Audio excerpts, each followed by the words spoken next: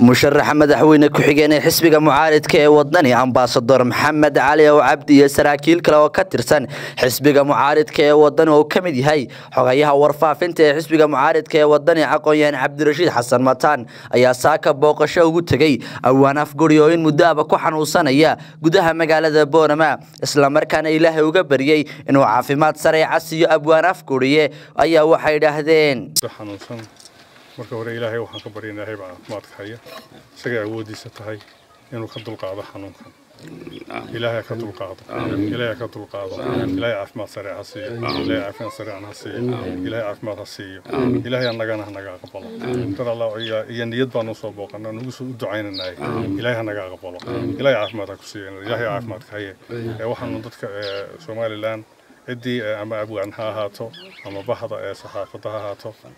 فنك هاتو دولة هاتو تدوينها كلا هاتو دليل دبدبة وحنا عطسنا أنا باقو تيرنا إن أبوان كوحي تمرتو ده إن كسوع ويندر الله يجو إلهي ودوانا يجون عيسى قدو تاي يسجنا لقى بين إلهي كسي عفمات